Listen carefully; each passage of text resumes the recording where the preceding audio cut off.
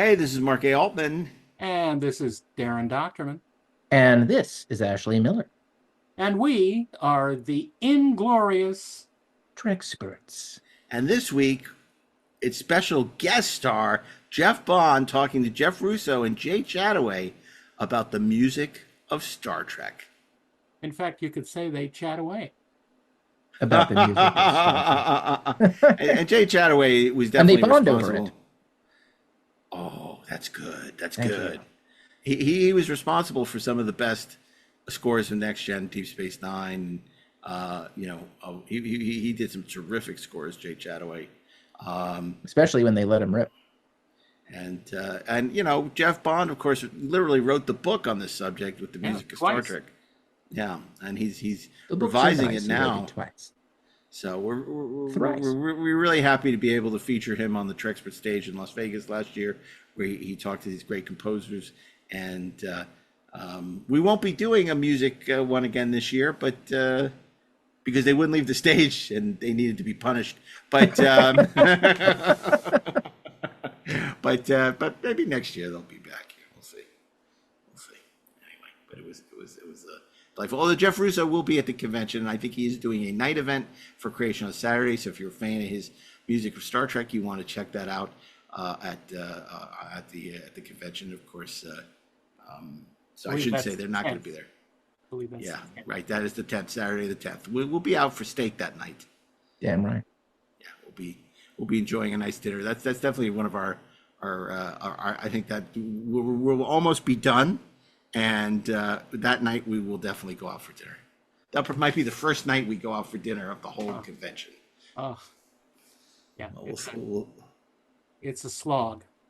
It's a slog, but we love it. A lot of work. Yeah. So anyway, well, if you want to check this wonderful interview out that Jeff did with Jeff Chattaway, Jeff Russo, and Jay Chattaway, stay tuned because we'll be bringing you that panel from Star Trek Las Vegas 2024 after these brief commercial messages, and then we'll be back with a few closing thoughts. And today we're diving into the music of Star Trek with our hosts, Steve Melching, and Darren Doctorman. Yeah, if you were a Sting, and I don't mean Andy Summers, what Sting would you be from Star Trek? I think they just told you. Yeah, what about you, Ashley? I'm asking you. How do you vote? See, and I would be da dun da dun da dun da. I think Mark, you would be. Charlie is a darling. No, how about this from the Enterprise? I would be dun dun dun dun. Yeah, that's what Steve did. You stole Steve's. Yeah, you stole. Well, it's hard to be Mr. Thursday. Well, that's true. Oh yeah, you're gonna be the animated series now. But that was Darren's already. That was Darren. That's a good one. Yeah, everybody's stealing from everybody now. Well, maybe you would be a star beyond time. That's right. I was Chuckamuck time. Anyway, none of these were discussed on this panel. This was a panel from our Trekspert stage at Star Trek Las Vegas. Of course, we brought in a ringer for this panel. We brought in the great Jeff Bond, the author of the music of Star Trek, who's written the liner notes for so many great Star Trek albums. No one knows more about Star Trek music than Jeff Bond. Well, no one alive. Yes, there might be some dead men who know more. Jeff alive? I don't know sometimes. Yes, Jeff is very much alive. Like Frampton comes alive, only not at all like that. Do you feel like I feel about Star Trek? This is really interesting. He had Jeff Russo, who is a composer behind much of the music for the new shows like Discovery and Picard Season 1 and 2. And, of course, Nami Melamed, who Prodigy and Strange New Worlds, as well as the great Jay Chattaway, who, as many of you know, can only talk about, did The Inner Light. But he did a lot of better music for that show. Yeah, absolutely. Much better. And it's funny, despite his name, he doesn't talk that much. He's not Jay Chatty Cathy. He's Jay Chattaway. Yeah, they tried to get him for Hellraiser, the Chatterer, but no. I see. But Jay Chattaway, a lot of people talk about how great the music was, from Ron Jones, which it was. But if there's another composer on the golden age of Star Trek, who was a real terrific composer, was Jay Chattaway. He did some really remarkable music, not only for Next Gen, but later for Deep Space Nine, Voyager, and Enterprise. He was a real utility player and just terrific. And of course, he has a new book out from his wife, Terry Potts Chattaway, about his career as a composer. And obviously, it is much more expansive than just Star Trek. But for the purposes of this panel, it was a conversation about the music of Star Trek, something we've covered in depth on Glorious Treksperts. As you may recall, last year's holiday special, we did the 10 greatest pieces of Star Trek music ever, which was one of our most popular shows, and a lot of great conversation ensued. I think mostly the music represented was all from the Star Trek movies and the original series. Oh, I do think there was Ron Jones' Best of Both Worlds was included among there as well. So a very different assessment of the state of Star Trek music.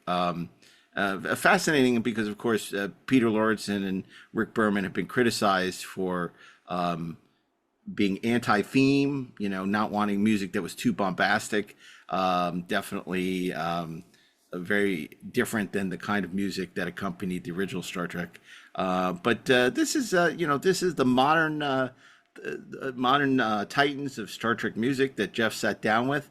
I know it was a well-attended panel. People were very excited about this, and I'm sure you will be too, as we share with you the music of Star Trek, moderated by the great Jeff Bond. So stay tuned, and we'll be back at the end with a few more closing thoughts.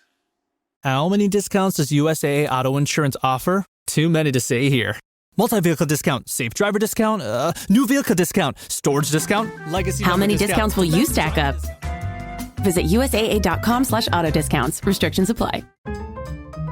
Whatever the occasion, effortless elegance is right this way. Because Hilton brings you new ways to stay courtesy of the Nomad London. And it doesn't stop at award-winning dining in a space draped in velvet and illuminated by vintage chandeliers. No, this day goes beyond with unparalleled personalized service and attentive hospitality. Oh, and did we mention the Nomad London can be booked using your Hilton Honors points at Hilton.com? Hilton, for this day. So, you just started using LinkedIn Premium. Now what? Well, on your premium company page, you noticed around 7.5 times more page engagement and 5 times more page views. Well done. And now, new clients are messaging you. All because you're using LinkedIn Premium, which helps you get the business growth you want. Think big, small business. Think big. Start your free trial at linkedin.com/premium small business. That's linkedin.com/premium small business. McCrispy strips are now at McDonald's. I hope you're ready for the most dippable chicken in McDonald's history. Dip it in all the sauces. Dip it in that hot sauce in your bag. Dip it in your McFlurry. Your dip is your business. McCrispy strips at McDonald's. Obviously, music is a hugely important part of Star Trek. It is iconic. It's something that we associate with the greatest episodes. Who doesn't think of the Doomsday Machine where they hear dun dun dun dun dun, or dun dun dun dun. I expect to see Romulan ships surrounding me.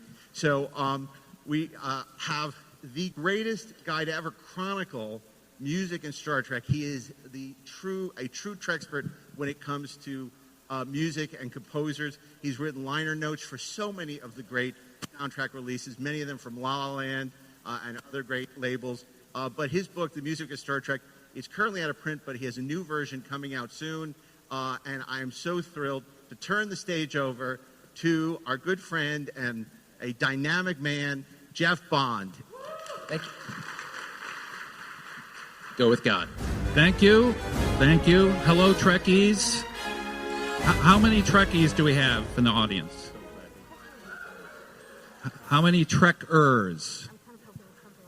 Okay. Glad that we cleared that up. I guess I was already introduced. My name is Jeff Bond. I'm the author of The Music of Star Trek. La La Land Records will be putting out a voluminous new version of that sometime in the near future. My first guest is also an author of a book called Journey to the Inner Light. He's written, I believe, over 180 scores to Star Trek episodes. He scored over 180 episodes, including The Inner Light and a lot of other favorites like A Fistful of Datas, Our Man Bashir. He's also scored movies like Maniac, Maniac Cop, Maniac Cop 2, Invasion USA, some Chuck Norris movies. Please welcome Jay Chattaway.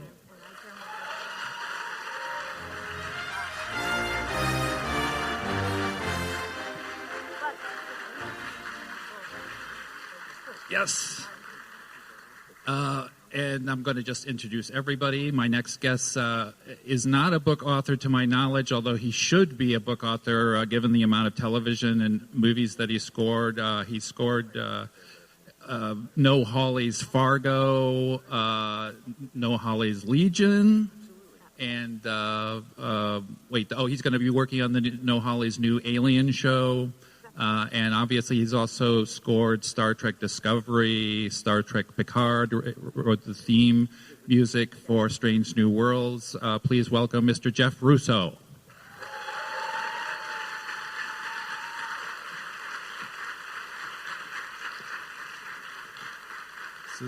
This is like a talk show. It's like we're on Dick Cavett. And then my final guest is the first woman to write music for Star Trek shows. She's scored Star Trek Prodigy and Strange New Worlds. Please welcome Nami MELUMAD.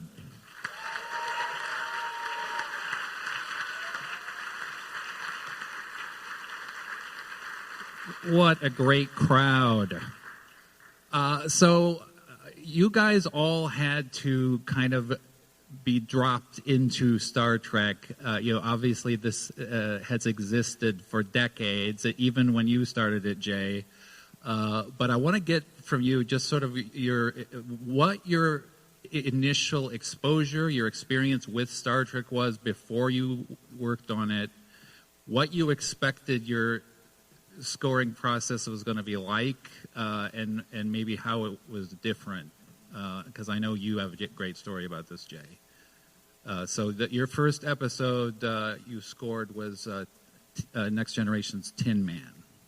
So I was invited to be a guest composer, not an audition, for the Next Generation Season 3 Tin Man. And there were no instructions. David Grossman, who was the head of music at Paramount, said, don't listen to what everybody else has done. Write your impression of what you think an epic space show should be about. And so I didn't listen to anybody else, and I wrote my own epic space adventure music, which I found out, to my surprise, is not exactly what they wanted to hear. And so I studied John Williams and Gustav Holst, and I was totally into thematic music and leitmotif, and I had themes for Romulans and Klingons and everything. And so I did my first 6-minute action piece. They gave me a big orchestra. The first orchestra had 65 pieces, and it was great. And I thought, well, this is terrific. I walk in the booth expecting everyone to say, yeah, that's great.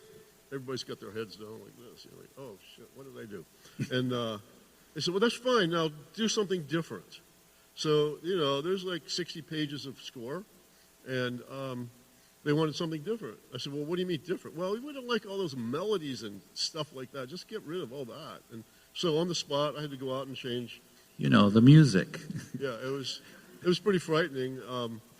And I wasn't auditioning, and I didn't really care because nobody ever messed with my music before. I'd done like 100 and some movies, and nobody screwed with me. They said, go do your music.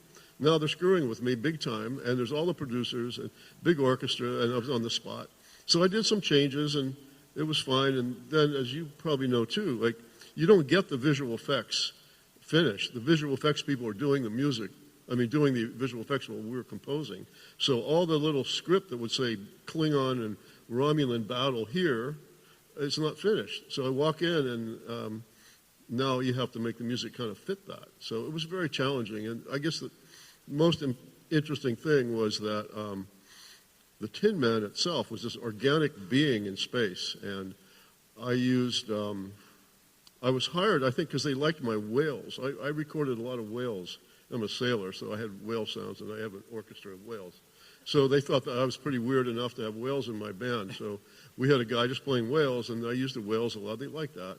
And but the Tin Man itself was this supposed to be this glorious thing in space, an organic living being.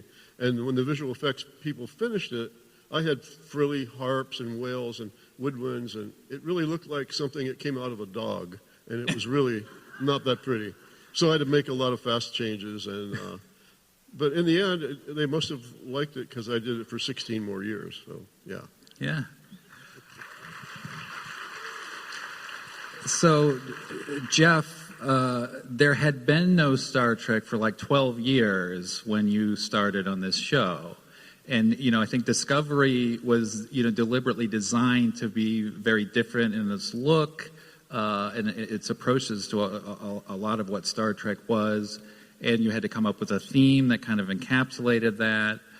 So what was your experience going into this?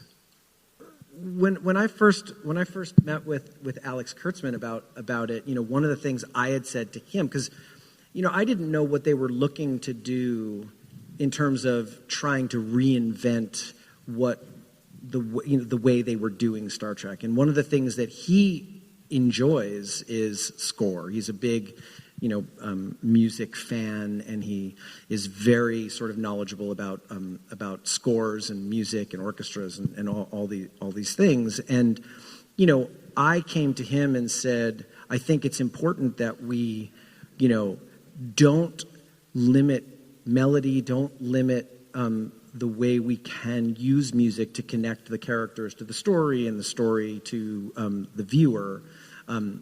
And not just be sort of underscore. And even though modern scoring technique does do a lot of that, does do a lot of, underscore dialogue scenes where you don't want a lot. We wanted to let there be space for, you see what I did there, space? That there needed to be space for music. And, then he said, okay, and then you have to sort of come up with a theme. And I was like, oh, no pressure. At all, considering the lineage of music. And I need to say, like, I'm sitting next to Jay Chattaway, who is one of my heroes of music in the Star Trek world. And, a lot of the inspiration for my Picard score came from the Inner Light, in that particular episode which you scored, and that piece of music, the actual Inner Light piece of music, was just so inspiring to me. So I just wanted to say that. But that was where I was in trying to figure out what the new version of Star Trek music was. And really, it didn't need to be a new version. We just needed to sort of continue the legacy. And I tend to mine deeply into themes and motifs, and because what better way to connect an audience to the narrative than to just go right for what, feelings that they already know. So Nami, how about you? Now, I know that you did a short track, although that involves like a lot of singing, right? A lot of what? Singing. Sing a little bit, yeah. Yeah. So I don't know if you want to talk about that necessarily. Sure. Yeah, that was your introduction. That was my first track experience. So I was brought on to do the short track. It was for Discovery Season 2, so they did those short tracks. And one of them was Q&A, and that was about Spock's first day on the Enterprise. And it was my first day on the Enterprise, too, so and he was trying to contain his excitement, of course. Young Spock and young Nami was also trying to contain her excitement and be professional about it. But I was very, very excited. We had some arrangements to do for the singing part there. But the rest of it was just like regular score. That was pretty fun. And then they based that on I'm saying after that we did the entire show. So that was the first thing I did, and then I started working on Star Trek Prodigy, which has a bit of a different take, because we're taking a bunch of young aliens they don't know what Star Trek, they don't know what a Federation is. And so the music couldn't be very Star Trek-like at the top of the show. It was actually pretty different, pretty dark. And when I was talking with Alex and Kevin and Dan, our showrunners, the main challenge was to be like, how do we add some hope into this very dark beginning and install that like sort of excitement and where we're going. And the more the crews, the Protostar crew is heading toward the Federation, and when we meet Hologram Janeway and we start meeting more of the legacy characters and we see the Protostar, that's where we kind of Trekify the score a little more. Before I started working on Prodigy, I actually revisited Voyager, and because of Janeway and also I love, I'm a huge Trekkie, so I made a list of all the tracks that I really love from Voyager, and all these like little scenes that are like so beautiful. So I just want to compliment Jay on his influence again, because I feel like I draw a lot of inspiration from every not just Star Trek composers, but a lot of Star Trek composers that came before, and it's a true honor to be part of that legacy, and to go boldly try to go boldly where no composer has gone before yet. So that's always a challenge. So, Jay, how did you write 180 episodes of Star? I think it's 183, maybe. Do that without basically repeating yourself and without relying on, themes and motifs that you can go back and build scores out of. Well, I didn't have gray hair until episode 97, and I didn't sleep for 16 years. It was the challenge was trying to be fresh and accepting. And also my writing co-writer on both series was Dennis McCarthy, who was the fastest gun in the West. And he had the greatest advice to me, and maybe you've heard the same thing. Don't look back. You start on page 1 and you keep going, but you don't go back and try to tweak it, because then you don't get finished. The hardest problem was trying to do as much music as you did. It doesn't sound like much, like 3.5 to 4 minutes a day, finished orchestral music, including all the orchestration. It's a lot of pages of music. And when I started, we did it all by hand. It was all pencil, pen, and paper. And I did have some computer programs which helped, but it was very challenging, especially I would come back from a session recording, which is the biggest high in the world, as we'd all agree, right? You're up there conducting, and you hear the music you just finished, and it's in your head, and it's like, you come home and start another show the same day, and there's no time for a break. And when we started Next Generation, when I was doing it regularly, we had about 10 days to score.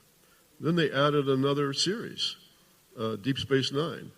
Very orchestral, complicated series, character-driven, but they didn't add any other composers for a while. So now Dennis and I were doing 2 shows, 10 to 12 days apart, recording with 35 to 50-piece orchestra.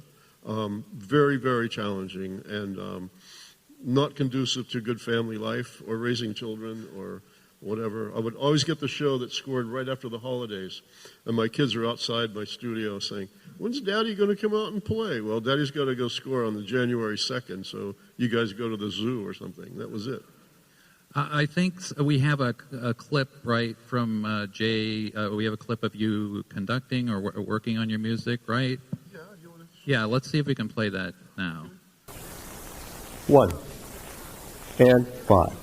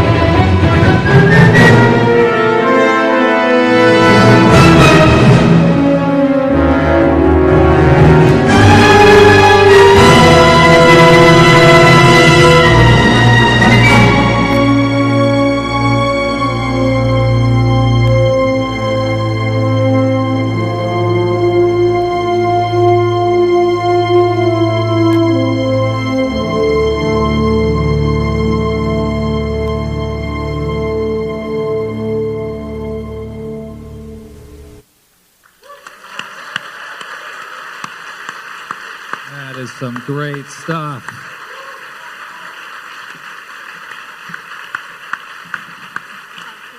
It's amazing you did all that, and I know that the producers did not want you to use snare drums, which is something you would normally use for like military. They called it Mr. Military, and they didn't like to hear that. And I know that you have a background like writing. You were in the military, and you wrote for military bands. Yeah, I got around that by hiring the director of music at Paramount to play snare drum. David Grossman was subbing on second percussion, so they're not going to tell him to turn it down. So we left it up. But the thing is that you were able to do it with just the sound of you have such a distinctive way of writing for brass. The harmonies in it just sound militaristic to me. So I was a trumpet player, and trumpet players always have the melody, and they're kind of egocentric, I guess. I don't know. So I guess that's what you said in your book. So I guess yes, yeah. Of course, I'm the authority. So Jeff, what was the most challenging part once you got into Discovery? You wrote a Klingon theme, and it's not the usual kind of tribal Klingon theme. Klingons sort of had a different. They were looking at it differently in season 1 of Discovery, and sort of reimagining what they looked like, reimagining what they felt like, and there was sort of an emotional depth to the Klingon characters that I wanted to flesh out, and that's where I sort of wanted to take the music as opposed to be just about dark, angry beings. I wanted to show a little bit more depth, and the producers were totally into that. And as that theme sort of developed over the first season, which is where we went into seeing the whole relationship between Klingons and humans, it developed over that whole time. I didn't know that was no longer going to be a thing in season 2, and as we went into season 3 and sort of ended up in a whole new place, which then I would have to reimagine everything again. Yeah, I mean, it's kind of a tragic theme, and it becomes tied to, there's a character who's a disguised human. Yes. And it works really great for that character. It's because there's almost like a tragic element to that. And that was sort of the underlying theme of that, wanting to really delve into that depth and the longing for who he was, even though he didn't know even of himself early on, and he learns later where he came from and what it was, and trying to really access that depth was what that was all about. But again, one of the you had mentioned don't look back. I always say your first idea is your only idea, because we don't have time to. I don't really like that. I'm going to do that again. No. We don't have time to do that. Yeah, Discovery had a kind of special challenge too, because the show really reinvents itself almost every season. The second season you have a different captain. It's all about Pike and Spock, and you wind up going 900 years into the future. So what was it like, just kind of like tracking the arc of how that score was going to be musically? I tried to not pay too much attention to the particulars, but try to have a much more global view. And to me, Star Trek is a lot about human and beings interacting with each other on an empathetic level. And how can I connect these characters to the narrative? That is really not going to change whether we're 900 years in the future or not. And as we were thinking about what the music would be like 900 years in the future, my question was, well, wait a second, am I trying to figure out what music sounds like then? And the answer was no. The answer was, we have to treat these characters as they have always been, and treat their relationships with each other and their relationship to the narrative all the same way. So really the sound that is created for this incarnation of Trek stays that way throughout the seasons.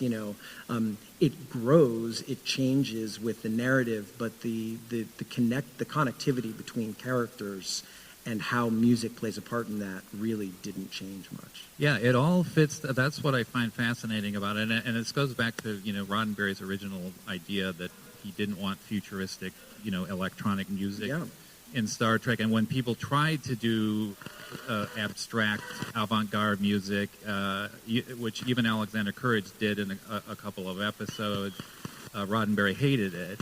And they would get, I think Jerry Fielding did some kind of avant-garde modern bar music for The Trouble with Tribbles, which they never used. But I want to say the Gorn theme was Gerald Fried? That's it's probably Saul Kaplan, because it's a tracked episode. They use a lot of music from Enemy Within, because that was Michael Kirk, right. So it was Saul Kaplan, was an absolute genius. And that he was a golden age composer, and he probably did his best work on Star Trek at the very end of his career. Oh, right. Gerald wrote the Romulan theme. That's Fred Stein. Fred Stein. Which you used I did use that in episode 1 of Picard. And I was tracking that music in the first season of Picard, that we have the Romulans, and Jeff actually uses the original Fred Steiner Romulan theme. And I was thinking it's just at that first view of the cube in the I think of the first episode, but you use that throughout the whole. Little pepper here, little pepper there. It's really terrific. That's the kind of I think the difference between Picard and Discovery is Discovery. You're sort of reinventing it. You're not referencing much other than your own material, and Picard. You really have to. You use, I think, in the second season, you use the Goldsmith Borg theme a little bit, and you have to refer to things from Next Generation. So. Yeah, of course. I mean, when you're dealing with characters that are legacy characters like that, you want to give a little bit of a nod to a theme. It's the easiest way to draw a line between point A and point B. I did it in Discovery too. I think it was Season 3, when we've already been in the future, we see the Voyager, and I do a little bit of the Voyager, just a touch of the Voyager theme, because why not? There's Voyager. And, all the producers were like, yeah, that's great, everybody. It was a lot of fun.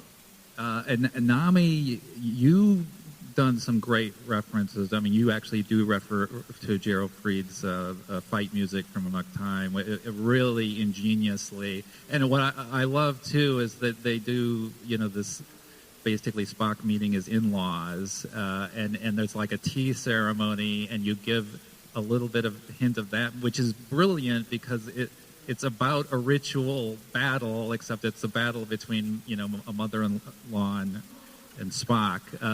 That it's I want effing genius.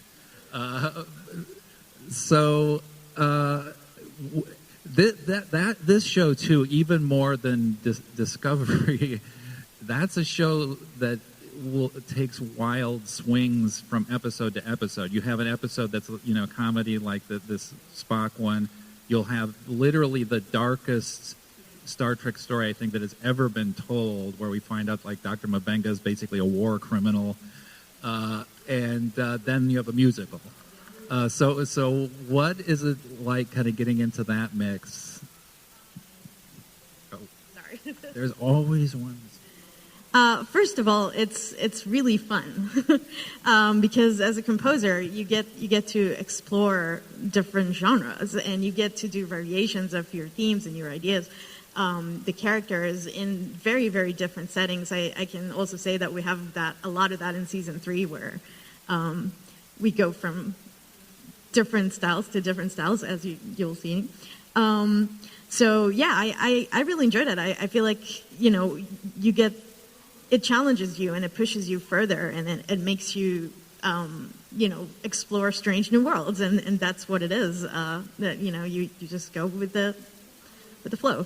So. And your scores are very leitmotif driven, and you even have. I mean, you've got a theme for Pike and Spock. I think you have a Uhura theme. I think you have who's the new engineer. You've got music for her, but you also I think have there's an Illyrian. Yeah, the Illyrian, the Una.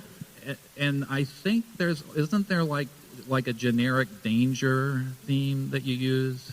There's a few of them, probably. And I'm not. There's the I Gorn might be theme, wrong too. about this because there's a lot of episodes about the Gorn that have a big theme. Yeah. But what I was interested in is if you use that in other episodes just for like space danger. The Gorn theme specifically? Well, So. There's some Gorn. Yeah, there's a specific Gorn theme, but there's a theme that I've heard in other episodes that's like a big space danger theme. I think there is. You may be Yeah. tailoring them for individual episodes, but I kind of love the idea because that on the original show, you'd hear Fred Steiner's, Romulan theme, Yeah. and then you'd hear it in a bunch of different. We have yet to use no it, Romulan. but I on Prodigy, I couldn't technically use any of except for the original fanfare. So when we have the Romulans there, I had to do something that reminds of that. Same for the Voyager theme. Like all of these things are, not officially those same quotes, but it was actually really fun to do it because I could be myself, but still in that vein of Star Trek and of the exact nostalgic feel that we're looking for when we see Voyager and Janeway and the Doctor. Like yeah, I guess I am classically trained, so the melody, and I'm a flute player.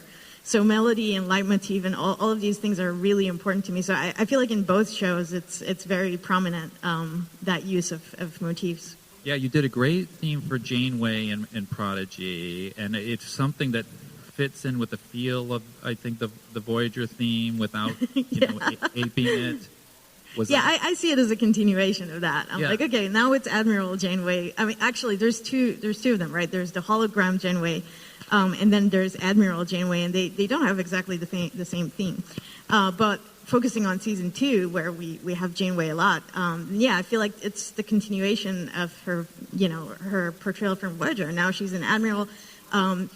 She looks back on those experiences from Voyager. It's constantly, she's reminded of that, and like she's grown. So I feel like the music grows with her, as Jeff said. Like you go with the characters and their development, and like this is their emotions through space. Who has seen Prodigy here? Woo! Oh, yeah. Prodigy is great. I came to that very late, and I was, I watch all the shows and complain about them while I'm watching them, and then I go back and watch them, and I'm like, oh, that was really good, actually. So I was never like super into Voyager while it was on the air, and now since I watch Prodigy, like I completely love Janeway and Chakotay. Like it totally rehabilitated them for my cynical mind. So if you haven't seen Prodigy, it's not just like a kids show. It's actually great Star Trek. So I highly recommend it. Do we have questions from the audience? But my question is, when you were doing one show and then they suddenly came to you and said, we're going to add a second series and we want you to compose and score and conduct it with the same staff, what was your reaction? And was there some sense that this was temporary, or did you think your life had just gone to hell? I think that this has happened to all three of us. I know, Jay, you were doing Next Generation, and then they brought in DS9. I was doing Discovery, and they started Picard. I know you were doing Prodigy, and then they started Stranger Worlds. So all of us have had some degree of experience of no sleep, no family, no nothing. But for me, it was a thrill. I'm sure I speak at least for Nami, maybe not so much for Jay. I think we're about out of time, but we want to play Jay's Inner Light. So, are you... Want me to set this up? Yeah. Yes. Okay. So, the Inner Light, probably one of the best requested pieces of music from the Star Trek catalog. I conceived it in about 10 minutes, but in all things Star Trek, you have to have an option. So I wrote this theme, chosen to be played on a penny whistle because of the cinematographer wanted to capture Patrick Stewart's expression by playing not a transverse flute like this, which would cover up his face, but one out front. and the people on the planet were metal workers, so it had to be metal. So in other words, I came up with this tune instantly, but Star Trek requires an option. So then I had to work for 2 days to write one that I thought was a little worse, because I was afraid they would pick the worst theme to be the theme from Inner Light. But fortunately they didn't. But it so happens that his son in the film needed to play something. We'd already recorded it. And so that was used as his son's music. And I have to thank Jeff for mentioning it in your theme, because I see it in my royalty checks now. So it's very nice. Thank you very much. I also would like to do a plug. My wife, who was a producer of Deep Space Nine, wrote this book about me. It's called Journey to the Inner Light, and it's about how the music came about and what we're doing. She's selling it over in the room, and the little clip I'm going to play, we did a thing called Star Trek: The Ultimate Voyage, which is a tribute to all the music from Star Trek, and they cut my music to a footage of all the Star Trek episodes and film over 50 years. And I was invited to conduct the London Philharmonic at Royal Albert Hall and do this piece of music with the film. So I'm going to play.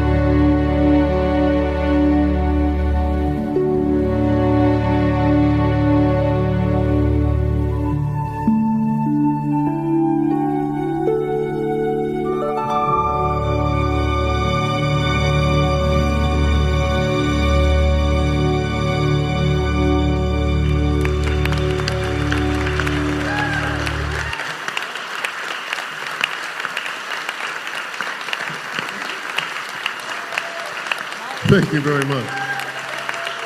We're going to play that on the concert Saturday night, along with a lot of Jeff's music, and please come.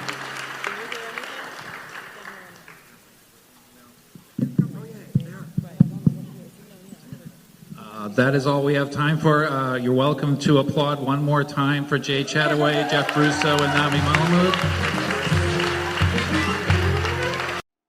My cat Freddie loves to be brushed and cuddled. But stirring up his cat allergens meant sneezing and itchy eyes. Then I found Purina One Live Clear. It's cat food that reduced the major allergen and my suffering in as little as 21 days. Now, we feel closer than ever. If you have issues with cat allergens, you really need to try Purina One Live Clear. Try new Purina One Live Clear today. Purina One, a difference from day one. Vitamin Water Zero Sugar has great taste, zero BS, and obviously zero sugar. For those with zero room in their calendar, zero patience for slow walkers, those who get 0 hours of sleep on a Saturday night, have zero filter, zero given, and zero interest in grabbing a plain, boring water. Grab a delicious Vitamin Water Zero Sugar today. Hey, it's Bill Simmons from the Bill Simmons Podcast. The NBA playoffs are here, and Michelob Ultra is getting you closer to the game than ever with courtside seats and more. Enter now at MichelobUltra.com/courtside. Michelob Ultra Superior Access Courtside 2024 to 2025 sweepstakes. No purchase necessary. Open to U.S. residents 21 or older. Ends on July 1st, 2025. Multiple entry periods.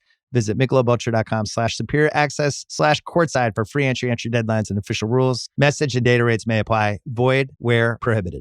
Yeah, so it was really interesting because obviously the approach to music has changed dramatically over the years. All I know is, and I mentioned this on the Treksperts, that I was taking Isaac to school the other day and he said, turn on Leaving Dry Dock.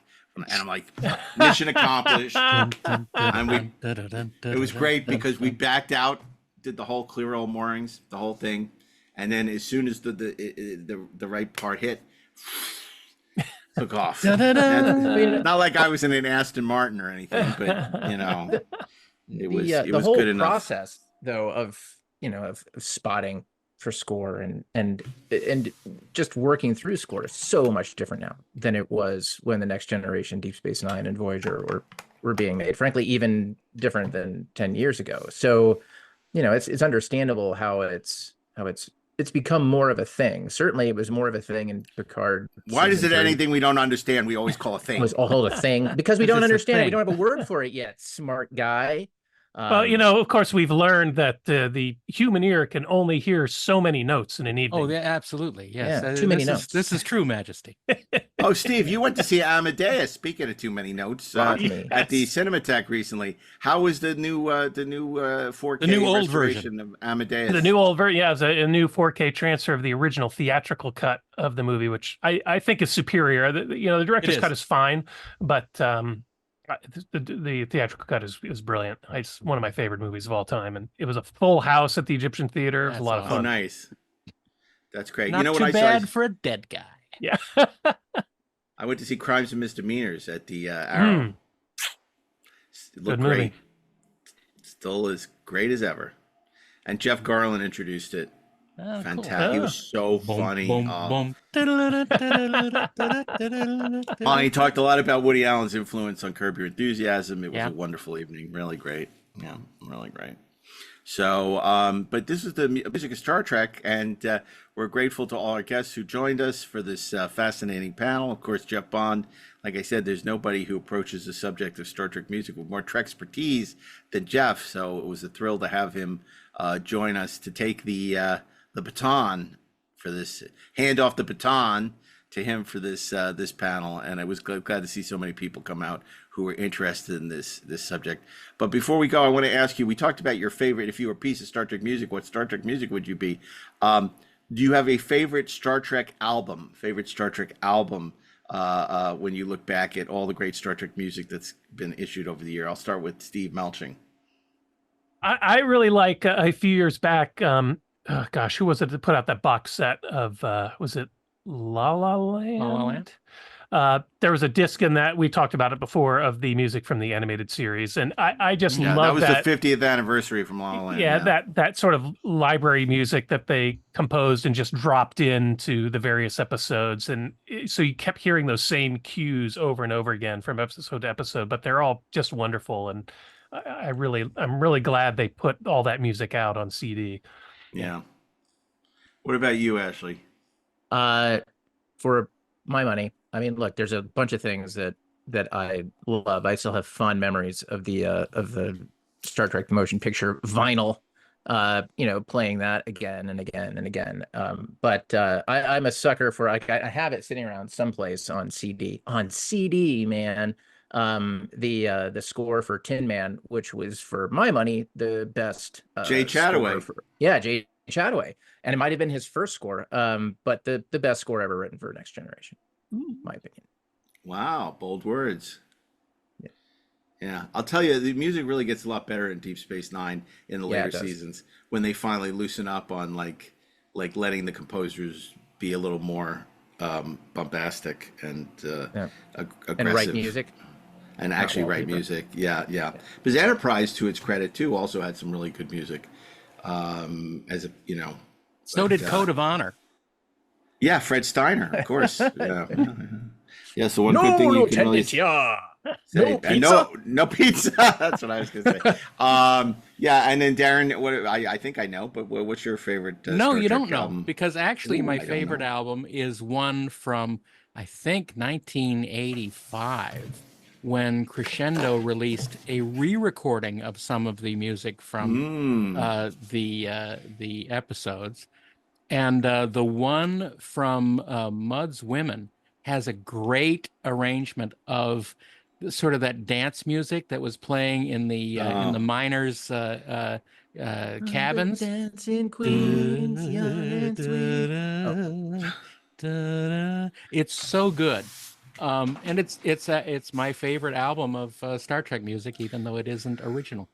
Yeah, it was really interesting because, of course, that was a time where there was really no Star Trek music, and then GMP Crescendo released. They found the really messed up tracks of The Cage and Where No Man Has Gone Before, which was it was so exciting to have, but it was not a particularly good recording at the time. They didn't have the tools to really make it better. A lot of clicks and pops, and then what they ended up doing was Label X and Varese. John Lasher's Label X and Varese Southern Cross went in together to have all the music, some music re-recorded in Europe, and then they split them across a couple. Varese had a couple albums, Southern Cross did a couple albums, and they were great because even though they weren't identical, they did suites of some of the music. Yeah, and it was really beautiful. I mean, the Empath, Is There in Truth No Beauty, the episodes you wouldn't necessarily. And the recordings are great quality. Great quality because they were new. Yeah, and really well done. But my pick would have to be, and I'm cheating a little bit because it's out of print, that magnificent La La Land collection of all the music from the original series. I treasure that. It is super special. I listen to it all the time. As we've talked about on Inglorious Treksperts, I think the reason the music is so familiar to us is perhaps because so much of it was tracked that it would be repeated again and again and again. So it's so much resonated in our minds with the episodes. But, if you don't have that set, La La Land has embarked on re-releasing most of that set on the 1701 editions. So I highly recommend, if you don't have that box set, you pick up the 1701 editions, which they were kind enough to give us as giveaways at Star Trek Las Vegas, and people were very excited to receive them. They've also done a number of terrific collections. Steve mentioned the Star Trek 50th anniversary. They've done a couple of collections of Enterprise music, Deep Space Nine, Next Generation. They did the Ron Jones collection, which I believe Lucas Kendall had originally put out under the Film Score Monthly banner.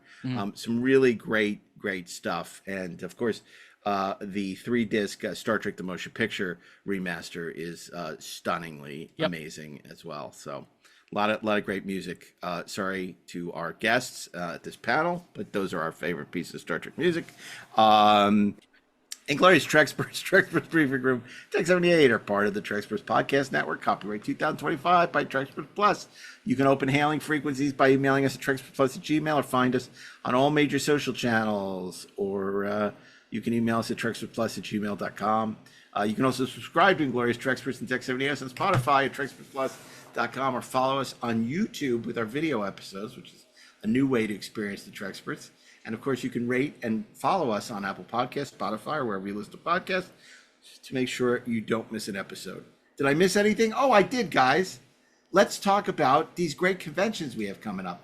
Yeah. Go to galaxycon.com for details on a bunch of great cities we'll be at, including New Orleans and Des Moines and some other great cities. And of course, go to creationent.com to find out the latest and greatest about 4 days of Treksperts goodness on the Trekspert stage in Las Vegas, Nevada. So keep on trekking and gloriously, of course. And Darren and Ashley and me and whoever and Elijah will see you next week.